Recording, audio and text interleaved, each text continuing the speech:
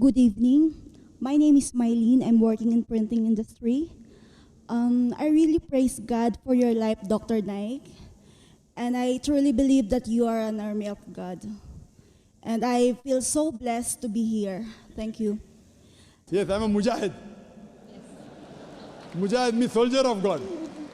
I consider myself a soldier of God. And thank you, because I say I'm a mujahid. I'm a da'i and a servant of God. Jazakallah. Sister, do you have any questions? Yes. According to Jeremiah 29:11, for God knows the plan He has prepared for each and every one of us, plans to prosper us and not to harm us, plans to give us hope and a future. That's why some of women, we believe that they have a gift of celibacy, wherein, you know that nuns and some women, they're very happy unmarried. That's because they have a gift of celibacy. Now, Islam believe on that? And if not, what is the best motivational verse that you can give, which is based in Quran, for those women who is second, third, or fourth wife? Sister asked a question, quoting Jeremiah. She said that the future is with God and some women are blessed to be celibacy. That means they should not marry. And what do you have to say? And what does the Quran say about that? Sister, in Islam, there is no monasticism in Islam. You cannot renounce the world. Our beloved Prophet said that anyone who does not marry is not of me. According to me, it is compulsory to marry in Islam. The Prophet said anyone who does not marry is not of me. To marry is compulsory. Regarding those women who are blessed, you know, you are referring to the nuns, correct, sister? Nuns, yes. Now, if you see the statistics of the priest, those who have given up the world, the fathers and the nuns, in England, the statistics say that more than 60% of the priests and the nuns, they involve in adultery. More than 60% even involved in homosexuality. So what is this celibacy you're talking about? Medically, it's not possible. Medically, it's not possible for a woman or a man to remain virgin throughout the life without indulging in illicit sex. It's not possible. Because sex hormones are being liberated, sister. It may look to the world that she is following celibacy. It's not possible. It's not possible. Because sex hormones are being liberated, sister. So therefore, if you see the statistics, that's the reason the Protestants, what they say, a priest can marry. It is the Catholics who say that the nuns and the fathers cannot marry. But the pastors in Protestantism, they can marry.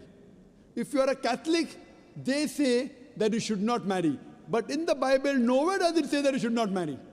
Jesus Christ never said that you should lead a life of celibacy. That's the reason in Islam, marrying is compulsory, and the Prophet said, a person who does not marry is not of me. Hope that answers the question, sister. Yeah, thank you. And one more. Do you believe in the second coming of Jesus Christ? Sister asked the question that, do I believe in the second coming of Jesus Christ? Yes, I believe. It's mentioned in the Bible, he'll come again. It's mentioned in the Quran also, he'll come again. But what is the reason that Jesus Christ, peace be upon him, will come again? The reason is because, as Allah subhanahu wa ta'ala says in the Quran, in Surah Nisa, chapter number 4, verse number 158, Allah subhanahu wa ta'ala raised up Isa alayhi salam alive. Jesus Christ alive. The reason is, he was the only messenger whose followers as a whole mistook that he claimed divinity. All the other messengers, none of their followers as a whole misunderstood that the messenger was God. Because there was a misunderstanding in the followers, Almighty God raised him up alive. It's further mentioned in Surah Ma'idah, chapter number 5, verse number 116. Jesus Christ, peace be upon rest to Almighty God. On that day I will come in the second coming, and I will bear witness. I never told them to worship me, but I said, U'budullah, worship Allah, Rabbi wa Rabbukum, who's my Lord and your Lord. He will come in the second coming to testify to the Christians. He never told them that worship me. He never said that he was Almighty God. So he'll come in the second coming to testify to the Christian that this is a big mistake.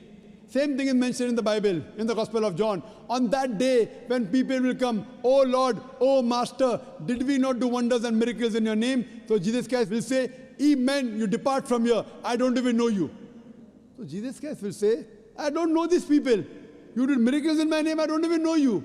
So he never claimed he was God. In his second coming, he will clarify this misconception. That's the reason God kept him alive in his second coming, so that no one can say that Jesus Christ, peace be upon him, claimed divinity. Hope that answers the question, sister. Thank you. And one last question. Makkah is the same as the Holy of Holies in the Bible? Makkah. Yes. Yes, there is mention of Makkah in the Bible. If you read in the book of Psalms, chapter number 84, verse number 4 to 7, it says that blessed are those people who travel to the valley of Bakkah. Now, Bakkah is another name for Makkah, which is mentioned in the Quran in Surah Al-Imran, chapter number 3, verse number 96. The first place for worship was Bakkah. So Bakkah is another name for Makkah, which is also mentioned in the Bible, that blessed are those people who travel to the valley of Bakkah. Hope that answers the question, sister. Thank you very much.